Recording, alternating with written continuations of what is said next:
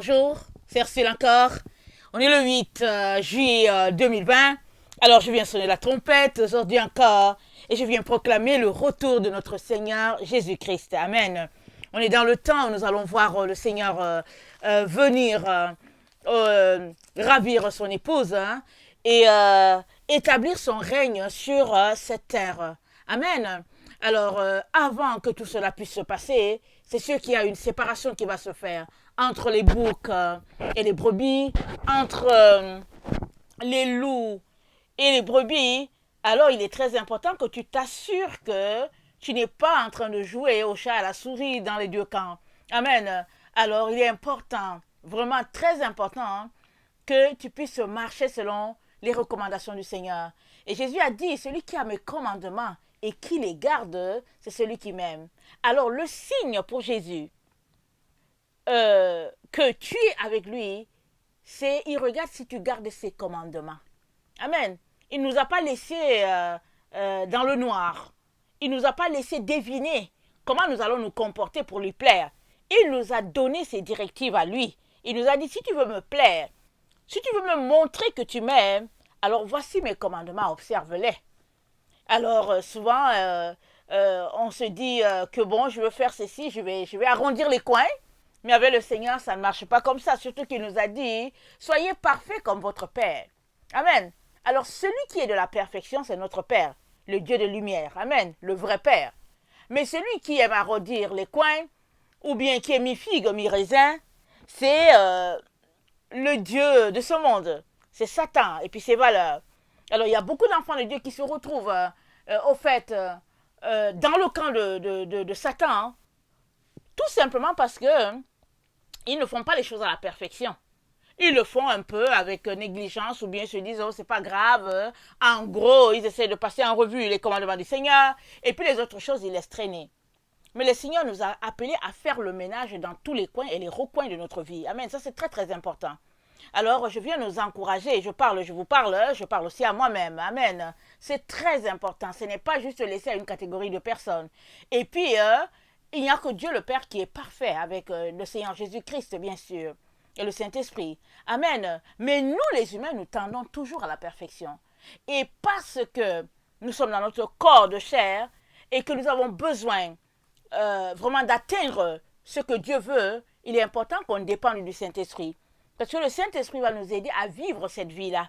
C'est pourquoi le Seigneur nous dit priez sans cesse. Il nous exhorte à prier sans cesse. Alors on peut s'arrêter et dire, est-ce qu'on peut prier sans cesse? Oui, on peut prier sans cesse. Si on est tourné vers l'Esprit, il va nous donner de prier sans cesse. Amen. Alors vraiment que le Seigneur nous donne de nous mettre à cette école-là. Amen. Alors aujourd'hui, je viens parler de face à la destruction, face à la dévastation, il y a un chemin dans le désert. C'est le Seigneur qui l'a dit. Alors, à chacun de ses enfants de trouver le chemin. Il y a un chemin dans le désert. Comme quand il a fait passer Israël, quand Israël a quitté l'Égypte, alors c'est dit qu'il pouvait passer rapidement et peut-être arriver après une semaine. Mais Dieu les a fait passer par le désert. Et là, dans leur désobéissance, ils ont fait 40 ans dans le désert. De telle sorte que les parents sont morts. Et il n'y a que les plus jeunes qui ont pu entrer dans la terre promise. Alors souvent on peut s'arrêter, on se dit mais est-ce que c'était nécessaire, etc., etc., que s'ils les avaient fait passer droit, alors ils n'auraient pas à vivre ce désert. Alors on peut raisonner comme ça, mais le désert est nécessaire. Pour quiconque veut aller à la montagne, le désert est nécessaire. Pourquoi? Parce que dans le désert, nos cœurs sont exposés. Amen. Dans le désert, on réussit à trouver qui nous sommes nous-mêmes, parce que souvent on ne se connaît pas. Alors dans une situation donnée, on regarde nos propres réactions, on dit « Oh Seigneur, pardonne-moi, je ne pouvais pas imaginer que j'étais doté d'une telle cruauté. Je ne pouvais pas imaginer, Seigneur, que je pouvais avoir un tel caractère. » Et c'est dans le désert qu'on vient demander pardon, Seigneur. Alors, il y a un chemin. Alors, quand Israël était dans le désert, dans la chaleur, torride, se disant que non, il n'y a pas espoir, parce que le désert, je vous dis, il fait très chaud. Il y a les vents de sable qui se lèvent, les tempêtes de sable et tout. Moi, j'ai grandi dans une région là où il n'y a pas le désert, mais il fait chaud. Il fait tellement chaud, 40 degrés souvent à l'ombre, souvent 42 à l'ombre. Et c'est un désert sec. Alors, quand le vent se lève, alors, ou bien une tempête de sable, alors on peut imaginer ce que ça peut donner. Alors, voilà tous ces phénomènes-là dans le désert. Et la chaleur, elle est intense parce que dans le désert, souvent on cherche un arbre, on ne trouve pas. Et quand on trouve, on peut trouver le tamarinier. Mais le tamarinier est plein d'épines. Et ça n'a pas tellement de feuilles pour que tu dises que tu puisses te reposer en dessous du tamarinier. Amen. Alors, mais, dans le désert, il y a des oasis. Il y a des oasis. Dieu a pourvu pour des oasis. Et ici, il nous dit, il y a un chemin dans le désert face à la dévastation. Amen. Nous savons que nous sommes dans le temps où il y aura dévastation. Déjà, on le voit. Jésus-Christ a dit à ses disciples, il y aura des guerres, bruit de guerre. Les gens vont se lever les uns contre les autres. Il dit, mais ne soyez pas troublés. Alors, en notre temps, on voit comment les gens marchent. Il y a telle situation, une crise sociale à tel endroit. Il y a une autre crise sociale dans tel autre endroit. Alors, c'est pas comment c'est maintenant. Mais maintenant, les douleurs sont plus intenses. C'est plus intense. Hein? Mais le Seigneur nous dit, prenez courage. J'ai vaincu le monde. Et les douleurs vont aller en s'intensifiant jusqu'à ce que Jésus-Christ vienne libérer son épouse. Amen. Et qu'il puisse établir son règne en repos de 1000 ans. Amen. Alors, à toi et à moi de trouver ce chemin-là dans le désert. Alors, il est important donc qu'on puisse venir dans la présence du Seigneur. Amen. Alors, le désert, c'est quoi? C'est un endroit là où il n'y a pas d'eau, un endroit aride, un endroit plein de sécheresse et tout. C'est le désert, ça c'est dans la végétation. Mais dans la vraie vie, quand on parle de désert, c'est qu'on est perdu, on cherche un chemin, on ne trouve pas les épreuves, on est dans nos pensées, on est découragé, et puis on se dit, est-ce qu'il y a de l'espoir? Donc voilà un peu une situation une personne qui passe par le désert, elle ne sait pas où se tourner. Mais Dieu te dit ce matin qu'il y a un chemin dans le désert. Amen. Que le Seigneur te donne de pouvoir trouver ce chemin-là. Parce que tu peux regarder toute cette situation-là pour dire, mais comment on va faire? Comment on va faire? Parce que si on ne prend pas le vaccin contre le Covid, alors on sera maltraité, alors on va périr. Mais si on prend le vaccin contre le Covid, on va se retrouver à tout jamais séparés de Dieu. Mais comment on va faire? Il y a des gens qui seront pris de panique en se demandant, mais comment on va faire? Mais Dieu a pourvu. Amen. Il a pourvu pour une solution déjà. Avant que cela arrive, il a pourvu. Déjà, il nous a dit, il nous a averti, quand tu nais dans la maison de Dieu, tu nais en sachant qu'il y a une prophétie dans l'Apocalypse. Tu nais et puis on te parle de l'Apocalypse. Tu sais que l'Apocalypse, c'est une prophétie. Amen. Il a déjà pourvu en te disant, voilà ce qui va arriver. Mais le deuxième élément, il a déjà pourvu en te décrivant tout ce qui se passe et te disant, j'ai une solution. Amen. Maintenant, à chacun d'entre nous de aller chercher la solution de Dieu et non la nôtre. Et non celle des autorités. Parce que les autorités de nos pays sont des humains. Et Dieu a dit, maudit soit ceux qui se confient aux hommes. Ils sont les humains, ils ont la sagesse du monde. Mais nous avons besoin de la sagesse de Jésus. Alors c'est cette sagesse qu'il faut aller chercher et qu'il faut trouver. Amen. Alors je vais lire Ésaïe 43, le verset 19 à 26. Amen. Et aussi, je vais lire d'autres passages. Amen. Alors, Ésaïe 43, le verset 19 à 26, ça dit ceci. Voici, je vais faire une chose nouvelle sur le point d'arriver. Ne la connaîtrez-vous pas? Je mettrai un chemin dans le désert et les fleuves dans la solitude. Les bêtes des champs me glorifieront. Les chacals et les autriches, parce que j'aurai mis des eaux dans le désert. Des fleuves dans la solitude, pour abreuver mon peuple, mon élu. Le peuple que je me suis formé publiera mes louanges. Et si tu ne m'as pas invoqué, tu ne m'as pas invoqué, ô Jacob, car tu t'es lassé de moi, ô Israël. Tu ne m'as pas offert tes brebis en holocauste, et tu ne m'as pas honoré par tes sacrifices. Je ne t'ai point tourmenté par des offrandes, et je ne t'ai point fatigué pour l'encens. Tu n'as pas à prix d'argent acheté pour moi des aromates. Et tu n'as pas rassasié de la graisse de tes sacrifices. Tu ne m'as pas rassasié de la graisse de tes sacrifices. Mais tu m'as tourmenté par tes péchés. Tu m'as fatigué par tes iniquités. C'est moi qui efface tes transgressions, pour l'amour de moi. Et je ne me souviendrai plus de tes péchés. Réveille ma mémoire. Plaidons ensemble. Parle toi-même pour te justifier. Alors, voilà, c'est Dieu qui parle à Jacob. Il dit à Jacob, c'est vrai que la situation est difficile, mais moi j'ai pourvu d'un chemin pour te faire sortir. Et il dit à Jacob, qui représente ses enfants, ceux-là qui marchent avec lui, il dit, mais tu ne m'as pas honoré. Tu ne réalises pas que tu as besoin de m'honorer. C'est ça que Dieu est en train de te dire. Il est en train de dire, il y a un chemin dans le désert, mais pour que tu trouves le chemin, il faut que ton attitude soit différente. Il faut que tu puisses venir te répandre devant lui en ce qui concerne tes péchés, parce qu'il dit, et je ne t'ai pas fatigué pour de l'encens. Tu ne m'as pas appris d'argent acheté pour moi des aromates, c'est-à-dire, ça c'est des actions de grâce. Et il dit, mais tu m'as tourmenté par tes péchés. Tu m'as fatigué par tes iniquités. Alors le temps dans lequel nous sommes, ce n'est pas un temps de vivre dans les péchés, dans les mondanités. C'est le temps de réflexion, de s'arrêter, de venir devant Dieu dans un cœur brisé et contrit. C'est le temps dans lequel nous sommes. Et dans cette attitude-là, le Seigneur nous montrera le chemin qu'il a prévu dans le désert pour toi et moi. Amen. Maintenant, où se trouve le désert? Alors, on peut penser que le désert, c'est le désert du Sahara ou bien le désert, je ne sais pas quel coin. Mais ici, le désert, il est spirituel. Amen. C'est un désert spirituel. Et c'est quoi ce désert-là? Le désert spirituel, c'est une situation où, quand tu regardes autour de toi, tu vois tout simplement que tout n'est que abomination. Tout n'est que sécheresse. Et il n'y a nulle part un endroit où tu peux te désaltérer spirituellement, où tu peux avoir de la bonne eau, la bonne nourriture. Et toi donc tu entres dans un type de quarantaine. Amen. C'est ça le désert. Tu te retrouves toi-même avec ton Dieu. Tu t'enfermes, entre guillemets, dans tes quatre murs, vraiment en train de chercher ce Dieu-là pour dire, Seigneur, réponds-moi. Seigneur, parle-moi. Je te cherche, je veux connecter à toi. Seigneur, qu'est-ce que je peux faire, Seigneur, dans cette situation? Si tu ne viens pas à mon secours, je suis perdu. Alors, dans le désert, c'est une situation où on agonise. On cherche la face de Dieu avec un cœur brisé, un cœur contrit.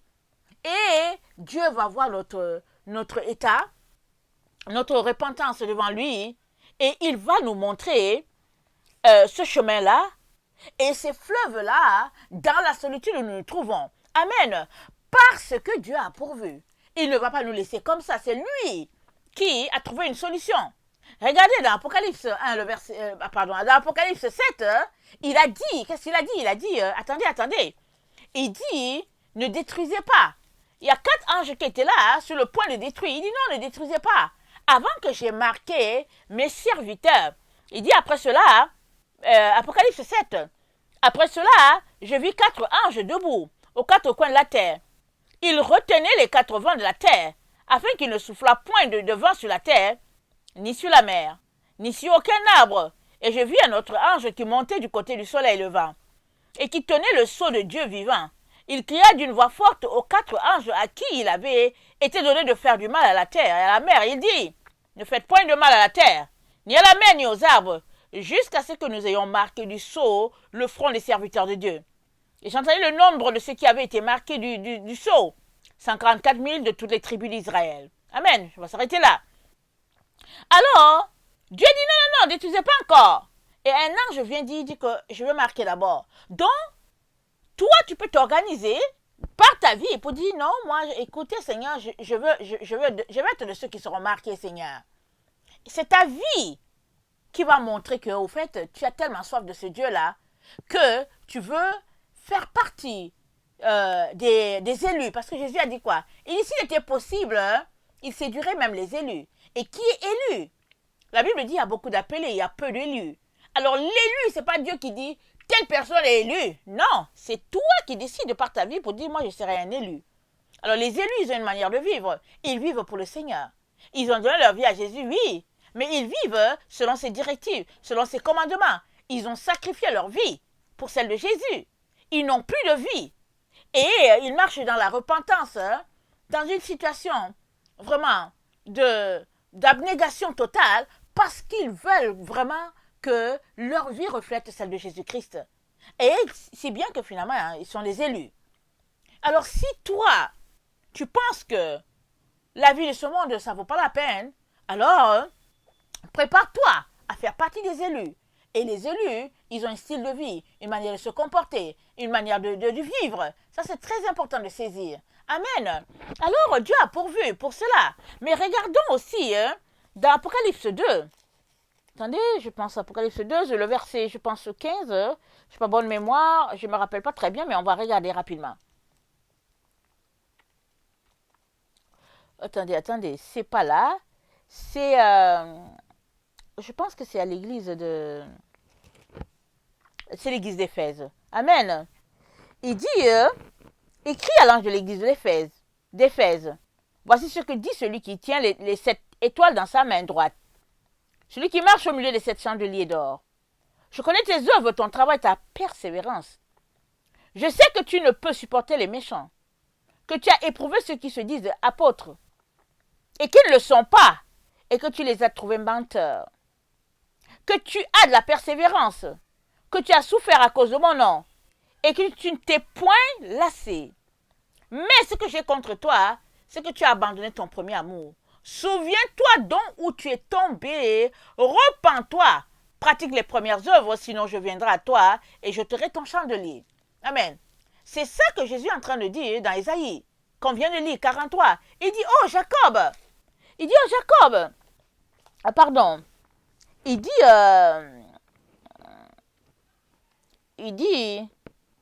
car tu t'es lassé de moi, ô Israël. Et puis il dit, je ne t'ai pas tourmenté par tes offrandes. Je ne t'ai point fatigué par de l'encens. Tu n'as pas appris d'argent acheté pour moi de l'aromate. Tu ne m'as pas rassasié de tes graisses, de tes sacrifices, c'est-à-dire les actions de grâce que Jacob n'a pas fait à Dieu.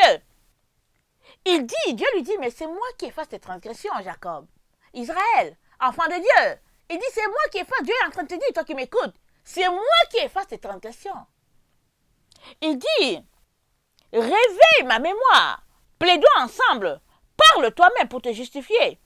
Il dit ça, il dit, mais c'est le temps de te réveiller, retourne où tu es tombé. Parce que j'ai prévu d'un chemin dans le désert. Il y a un chemin prévu par Dieu. Dans ce désert où nous nous trouvons.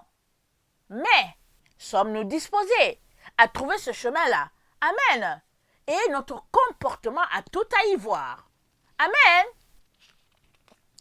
Alors, Ésaïe 42.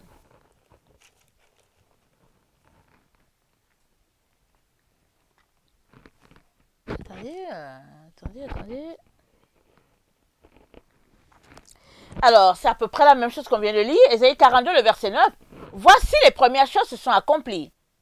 Et je vous en annonce de nouvelles. Avant qu'elles arrivent, je vous les prédis. Chantez à l'Éternel un cantique nouveau. Chantez ses louanges aux extrémités de la terre.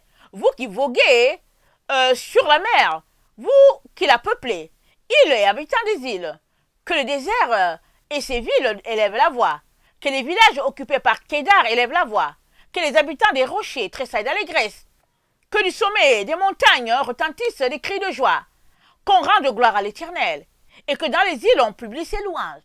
Donc Dieu est en train de nous dire comment nous comporter.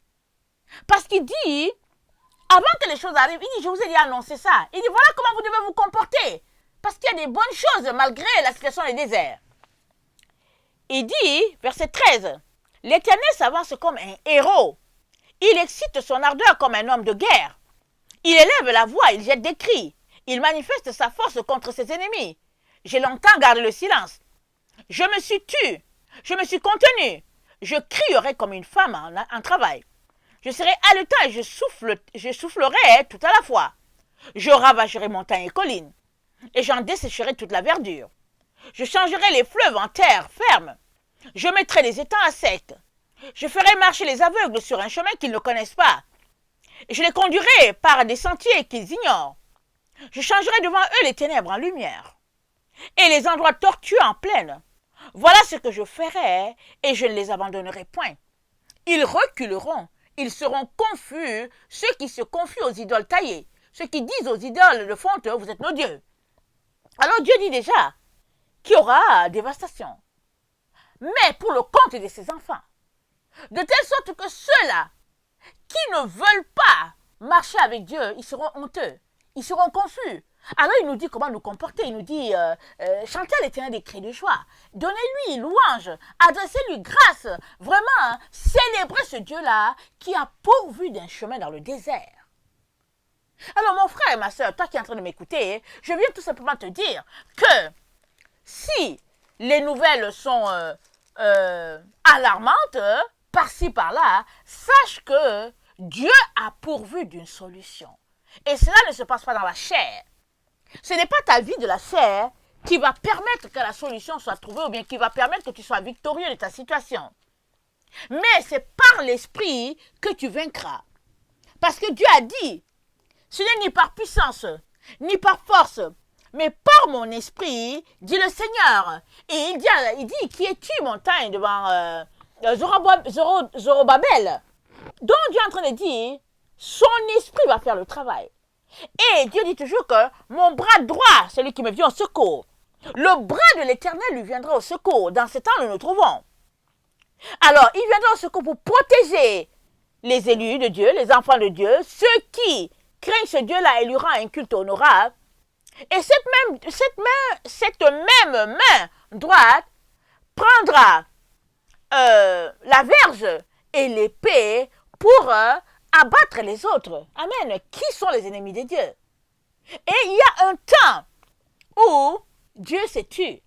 Et nous sommes dans les temps où Dieu va s'élever.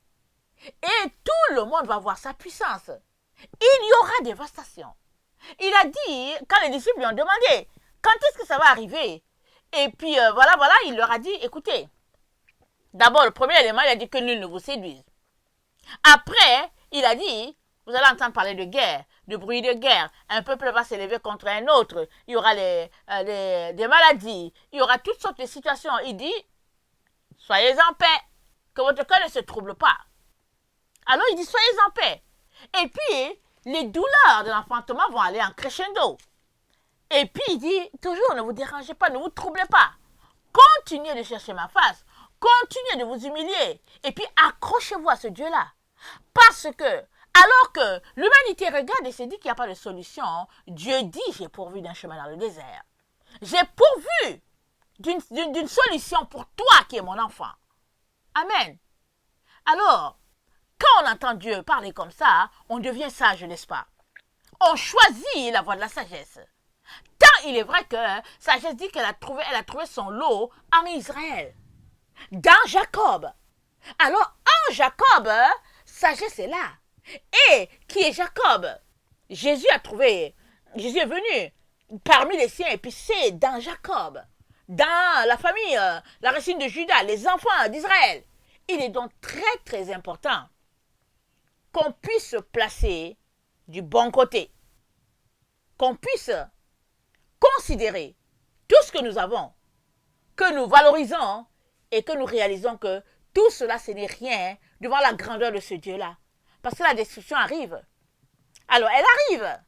Mais pour nous qui marchons selon ce Dieu-là, nous n'avons pas à avoir peur. Amen. Alors, si nous regardons attendez. Ésaïe 42, le verset 25 à 26, Dieu dit ceci.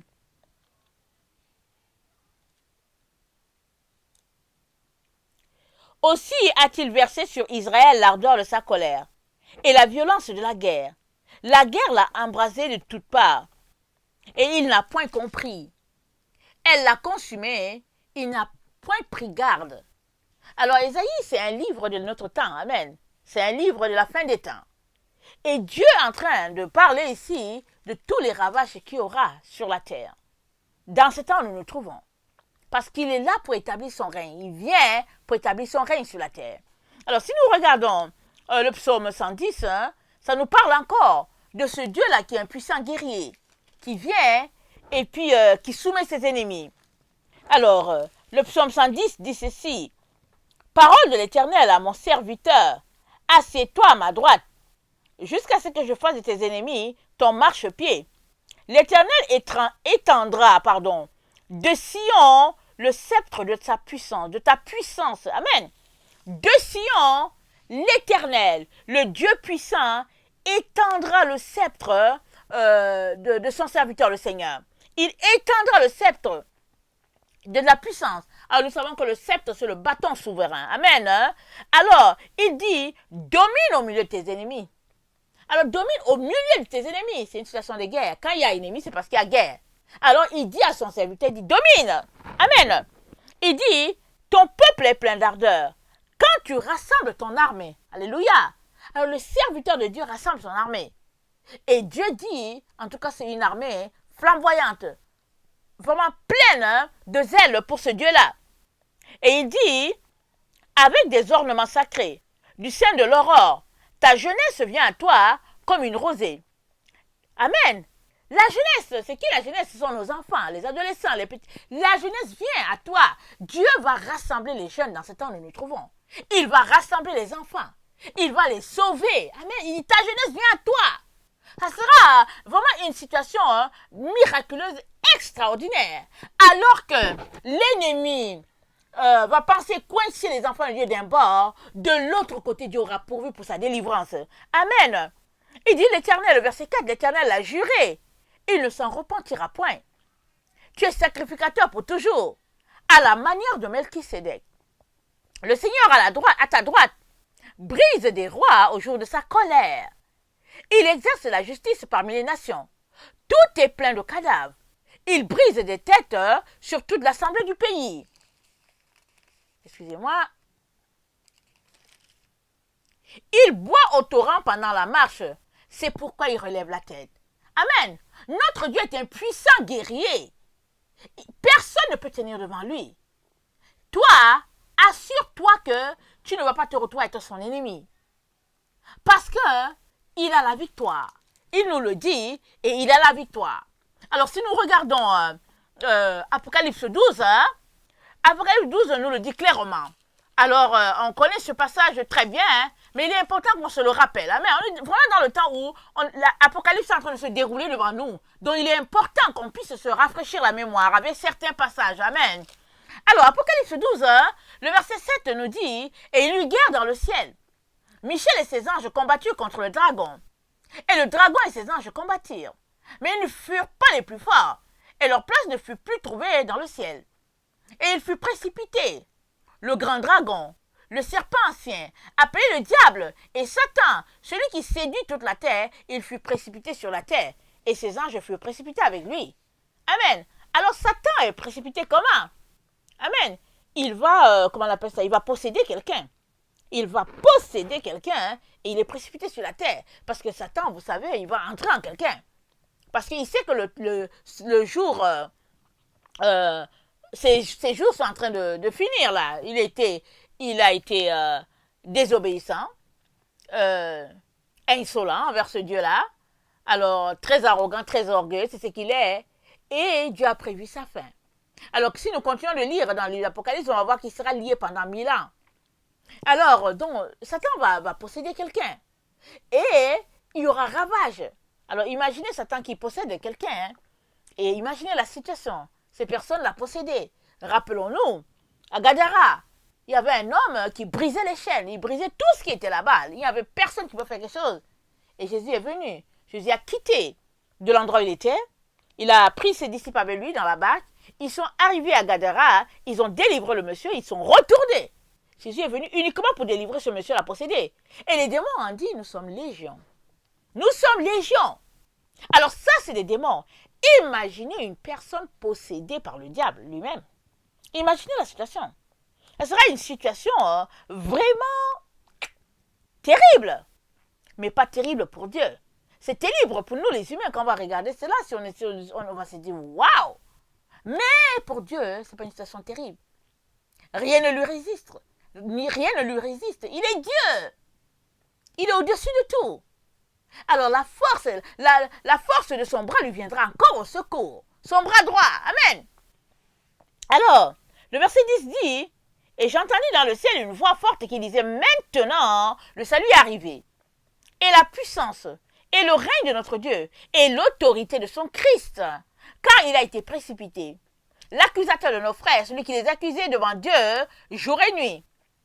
Ils l'ont vaincu à cause du sang de l'agneau, à cause de la parole de leur témoignage. Ils n'ont pas aimé leur vie, jusqu'à craindre la mort.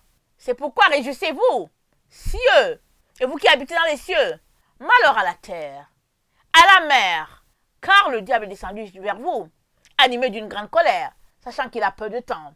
Amen. Alors nous savons que dans le même livre d'Apocalypse, quand il parle de mer, il parle d'une foule de peuples quand il parle de terre aussi, il parle aussi du monde. Amen. Mais sachant que c'est très important pour Dieu quand il mentionne la mer et puis il mentionne aussi la terre. Parce que le combat va se dérouler au niveau de ces deux endroits-là. Amen. Il y aura un combat. Et ceux qui seront autour, en tout cas, où les situations vont se présenter, les personnes seront déconsternées. Les personnes seront troublées. Il y a des gens qui seront troublés. Imaginez, quand Jésus a délivré quelqu'un à Gadara, les disciples étaient là. Quel était leur état, on ne sait pas. Mais quand les gens qui étaient là, quand les démons sont sortis, ils ont dit, jette-nous, mets-nous dans les ports. Et au lieu d'être contents, quand ils ont vu que le monsieur était correct, sans problème, et puis que Jésus a demandé qu'on l'habille, au lieu de se réjouir, ils ont été pris de peur. Et ils ont demandé à Jésus de quitter leur région. Pourquoi étaient-ils pris de peur? Parce que c'est eux qui ont lié ce gars-là. Ils l'ont lié pour leur cause à eux. Ils ont envoyé les démons. C'est-à-dire que tous les sorciers de Gadara sont venus habiter en ce gars-là. On l'a lié pour leur cause. Est-ce que c'était pour qu'ils gardent les sépulcres? Est-ce que c'était je ne sais pas la raison. Mais ce gars-là a été lié. Alors, est-ce qu'il était le prix pour les porcs? Moi, je ne sais pas, parce qu'ils avaient un commerce de porcs assez lucratif, parce que Jésus a envoyé les démons dans les porcs et les porcs se sont perdus. Et les porcs, c'est quelque chose d'impur. C'est-à-dire, moi, quand je vois la situation, je ne comprends pas tout. Mais quand je vois la situation, je réalise que c'est à cause des porcs que ce gars-là a été lié. Alors Jésus, dans sa colère, non, parce qu'un être humain fait à l'image de Dieu a de la valeur. Mais regardez ce que Satan a fait. Satan l'a lié. Il l'a rendu esclave. Et Jésus a envoyé ces démons-là dans les porcs qui sont morts dans l'eau. Ils ont péri. Les démons avec. Amen. Tout cela pour dire que il n'y a rien qui peut empêcher Dieu d'assurer la délivrance. Mais avant que les enfants de Dieu soient complètement libérés de cette situation désagréable, à savoir Satan qui est toujours en train de les combattre, en train de les accuser, etc., etc., il y aura guerre. Il faudra que d'abord tu ouvres ta bouche pour dire de quel côté tu es, que tes actions prouvent qu'effectivement tu es du côté de Jésus et que toi-même tu assures ta propre délivrance à ton niveau. Amen. Il est important. Parce qu'il y en a plusieurs qui jouent à cache-cache. Ils disent, oh mais j'ai prié Jésus, en tout cas j'attends après Jésus, et puis bon voilà la situation qui s'est passée, et puis etc. Eux-mêmes ils font rien. Ils se remettent jamais en question. Et tout, c'est les autres ou bien c'est Dieu. Mais on doit comprendre que ici, là, il y aura un combat, il y aura dévastation sur toute la terre. Et l'endroit où le combat va se passer, il y aura dévastation. À cet endroit-là. Alors, j'imagine qu'il y aura la mer aussi à cet endroit. J'imagine qu'il y aura la terre à cet endroit. Et parce que pour que Satan soit lié pendant 1000 ans, si je comprends ce que je comprends, pour que Satan soit lié, alors il faut que quelqu'un soit délivré. Amen. Il faut que quelqu'un soit délivré. Parce que Satan, on ne va pas le voir en personne, entre le marché là et tout, c'est un ange déchu, on ne va pas le voir. Mais il va posséder une personne. Il va posséder une personne. Il va posséder la personne et puis il va s'incarner dans la personne. Amen. Alors quand on s'incarne dans une personne, alors tu deviens un avec la personne. On ne reconnaît plus l'autre parce que tu représentes cette personne-là. Alors Satan qui va s'incarner en une personne, ben voilà, il y aura tout simplement que la personne sera juste Satan finalement sous forme humaine. Et il sera lié pendant 1000 ans pour qu'il y ait ce règne sabbatique là. Ce repos sabbatique là, il est important. Et Dieu est en train de nous dire, pendant que tu écoutes, que tu te dis comment on va faire, qu'est-ce qui va nous arriver, tout ça, Jésus te dit, j'ai pourvu d'un chemin dans le désert. Il y a un sentier dans le désert. Dans ce désert profond où tu te trouves, dans ce désert sombre où tu te trouves, là où tu te dis, il n'y a pas d'espoir, Jésus dit qu'il y en a. Mais viens à lui et il t'aidera à trouver ce chemin-là. Amen. Parce que, il dit, réjouissez-vous cieux et malheur à la terre et à la mer, parce qu'il y aura destruction, parce qu'il y a combat là. Il dit malheur, le combat se passe là, à ces endroits-là. Le combat ne se passe pas dans les cieux, ça se passe sur la terre. Et Jésus a dit, ne vous inquiétez pas, c'est les douleurs de l'enfantement. Et il a dit dans Isaïe 43, il dit, je crierai comme une femme enceinte en train d'accoucher. Pourquoi? Parce qu'il fait référence aux douleurs de l'enfantement.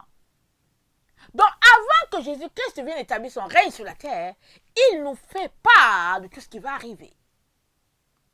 Alors, en personne sage, on va se réfugier auprès de Jésus. On ne va pas contre lui. On va de son côté.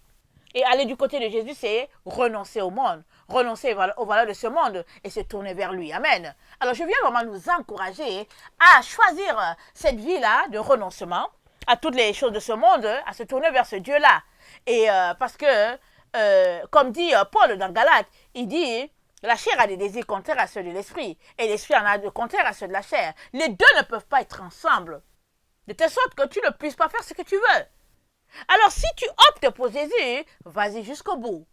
Ne mélange pas, ne fais pas comme l'église de Laodicée qui essaie de colmater les brèches dans les deux façons, dans les deux camps, essayant d'être d'un bord et puis de l'autre. Non, choisis ton camp.